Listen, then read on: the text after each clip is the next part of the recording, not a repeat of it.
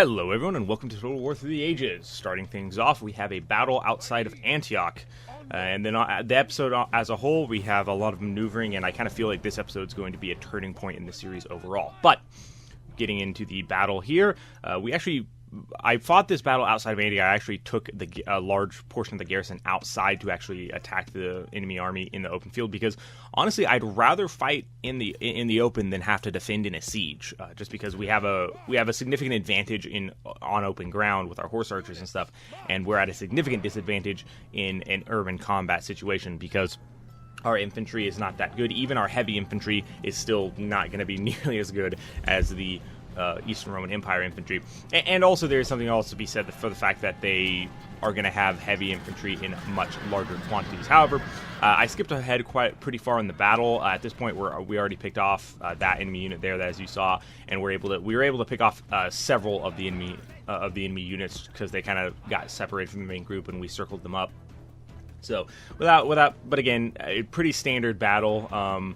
The main difference here is that we do have an infantry contingent, which in some of our battles we don't, and as the campaign moves on, I move farther and farther away from using infantry, and I rely more and more heavily on just pure cavalry forces. But we do have some infantry here. We got some of our skirmishers up front, as pretty standard skirmishers up front, infantry behind. The enemy infantry do get engaged.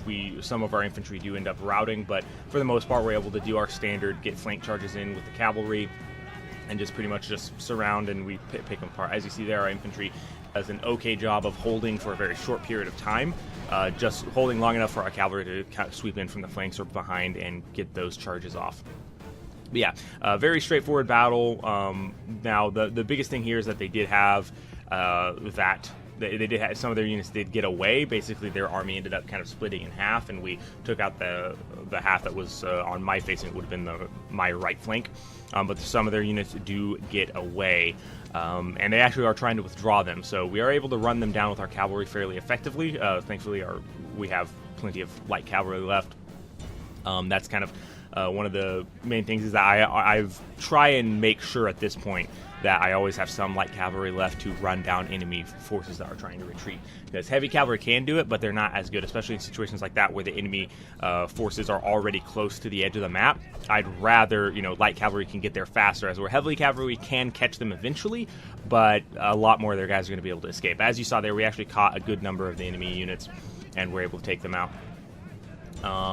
But yeah, so that's pretty much it for this battle. Very just mopping everything up. They have a lot of units that are already routing. We basically just mop those up. I think that's that unit right there that I'm charging was the last one that hadn't broken. But yeah, there's the results of the battle. Pretty good results. And then we just draw the army back into the city. Now, the city's happiness was in the yellow, I believe. Basically meaning where they're content. And now it's in the blue, where meaning they're not super happy. But they're not rioting. They're not angry yet. And I think the main reason is because our units took casualties, so the garrison is not as strong as it was before. Even though we still have I don't think we actually lost any units overall, we still took casualties, so our units aren't at full strength. And as you see there, there's the army in the north there.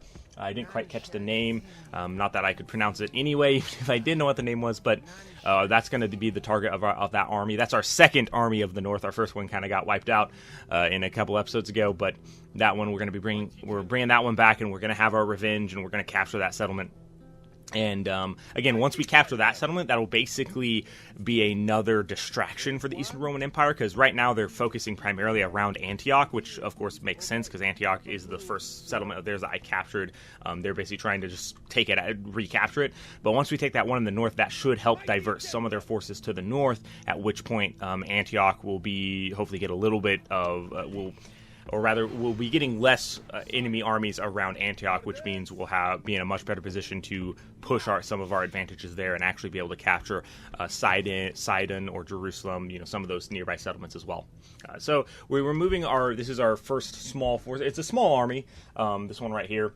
We were moving it out of the capital and got stopped by some rebels, so we're just going to go ahead and fight this battle. I figured this was a close enough of a battle that I didn't feel like auto-resolving it. I probably could have won on an auto-resolve, but I also would have taken more casualties if I'd done that. So this way, I'm pretty sure, I feel confident going in that I can avoid massive casualties, especially just by heavily utilizing our horse archers to pick the enemy apart, and letting our camel riders only really get in there as a kind of, not really a last resort, but kind of only when the enemy's properly softened up. So they have several units of mountain men or mountain fighters. I don't remember exactly what they're called, and then they have one unit of a general's bodyguard. Overall, yeah, this is a really straightforward battle. We pretty much just utilize our horse arch to surround them and weaken up the enemies until we get some charges off. That is really kind of the tactic overall for the entire campaign, is just utilize horse archers to soften targets and then charge in to break those targets. Now, at this point, you're starting to see this is my tactic that I'm utilizing for this portion of the campaign, because prior to this, I was still stuck in using a lot more infantry, still fighting it more like how I played as the Romans. But at this point, I'm using a lot more cavalry, but I'm still relying on cavalry charges. You will see at some point, and if I recall correctly, it should be coming up relatively soon. In the next couple episodes, you'll start to see this shift in my tactics, where instead of relying on cavalry charges, I basically just go full on horse archers. And I basically say, you know what, we don't need any melee cavalry. We can just use horse archers to get the job done. And once I shift over that, that's when the pace of the campaign really starts to kick up. I don't want to go too much into that. I'll address it more when we actually get there. But just so you guys know, like, horse archers are a lot better than what you're seeing now, and I have proof to back that up, which will be coming up in the next several episodes, probably within the next 5 for sure.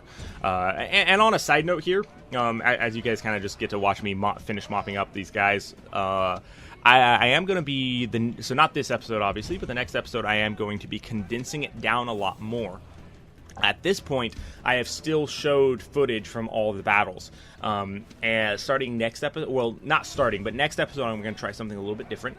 And I'm going to actually cut out a lot more of the stuff that happened. So I'm going to really only focus on the highlights. I'll still show, like, if a battle happened here or there, I'll still show, like, hey, I fought a battle here, here's the end result screen or something like that. And kind of show you where the battle was fought and the end result of it. But for the most part, I'm going to try and condense things down a lot more, just so that we can pass through this campaign a lot more. Also because a lot of the battles are very similar. Pretty much especially later on, the farther into the campaign we get, the more kind of locked down, I get the tactics really locked down later on, and it's at that point that it's pretty much like every battle is just the exact same thing. I do the exact same tactics, and it works pretty much every time. There are a few battles here or there that are pretty unique, and I will of course be featuring those prominently when we get to them. But for the most part, most of the battles really start to look and feel the same. So, and that's coming up relatively soon. So again, just kind of a heads up, I will be condensing down the next episode a lot more. I'd really love to have some feedback. Let me know in the comments below what you guys think of that idea, and obviously next episode will be out next week. But when that happens, just let me know. Either way, back to this episode and what's going on. I just kind of wanted to go ahead and get that out of the way. We're advancing the rest of our forces up to the front lines. And as I mentioned at the beginning of this episode, this is a really big shift again. We're getting into another shift of where we have our foothold, and now we're going to be able to actually push our advantage a lot better. Now, I was a little over-aggressive here. I took part of my garrison out and I attacked the enemy force. I didn't know exactly the composition of their army, and I wasn't sure if I'd be able to take it. So I attacked them, but then I withdrew because I didn't really like those odds. But I don't have any units to reinforce them. So I am going to try and send reinforcements as quickly as possible. But again, we're not able to get any reinforcements there. So they have beefed up the garrison very slightly from when our army in the north initially got into enemy territory. However, we are still going to be able to besiege it. But wait, what's that? Yeah, no, we can't. That's really annoying. It looked like we were in range, but we actually were like just one step too far away. Or one movement point too far. But we are going to be able to lay siege to that place starting next turn.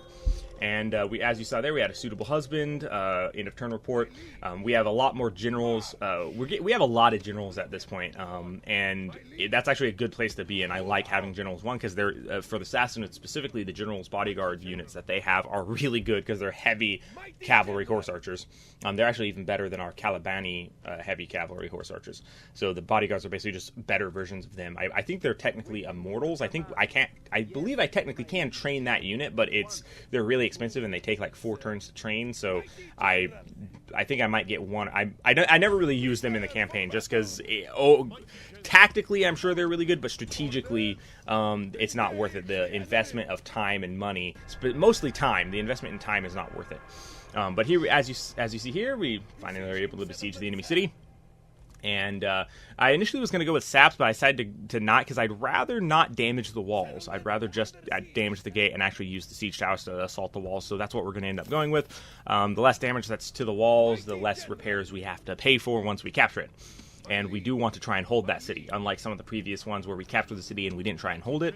That is one we definitely are going to try. We are going to do everything we can to hold that city in the north. But here you have an entirely cavalry army, which, as I mentioned previously, that's kind of, I'm starting to shift over to fully cavalry armies, as you see here. And I'm really just using infantry to act as garrison forces to help and to defend sieges if we get to that point. But again, as I also mentioned, our goal is to not fight sieges, or specifically not to defend sieges. We have to fight sieges to capture places, but our goal is to not have to defend. Either way, that's all the time we have for this episode. Thank you all for watching. Be sure to check back for more, and as always, till next time.